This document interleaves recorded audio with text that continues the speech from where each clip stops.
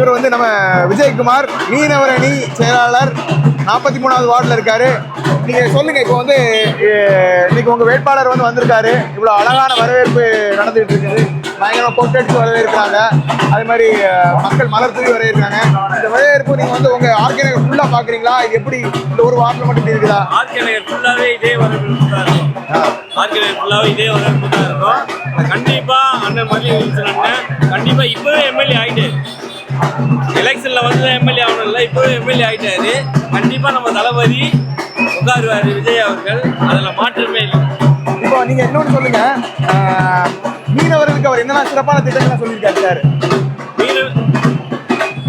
மீனவர்களுக்கு பவளப்பாறை பண்ணி தர சொல்லியிருக்காரு. மீனவர்களுக்கு சங்கம் கட்டி கொடுக்குறாரு, எல்லா சங்கமும் மீனவர்களுக்கு எல்லா வசதியும் செஞ்சு கொடுக்குறேன்னு சொல்லியிருக்காங்க. சரி, கண்டிப்பாக செஞ்சு கொடுப்பாருன்ற எல்லாரும் நம்புறாங்க. மீனவர்களை பார்க்க வந்தாரா அவரு? கண்டிப்பா வந்து ஒவ்வொன்றையும் மிஸ் பண்ணவே இல்லை. அத்தனை மீனவரையும் பார்த்து எல்லாருக்கும் நல்ல ஒரு சந்தோஷத்தை கொடுத்தாரு, நம்பிக்கையை கொடுத்தாரு. சூப்பர் சூப்பர், ரொம்ப நன்றி. உங்களுக்கு இந்த வேட்பாளர் கிடைச்சது சந்தோஷமா இருக்குதா? ரொம்ப ரொம்ப சந்தோஷமா இருக்கு. இது வரைக்கும் பார்க்காத ஒரு வேட்பாளரை தளபதி அவர்கள் அமைச்சு வச்சிருக்காரு, அதுல மிகப்பெரிய சந்தோஷம். Thank you so much.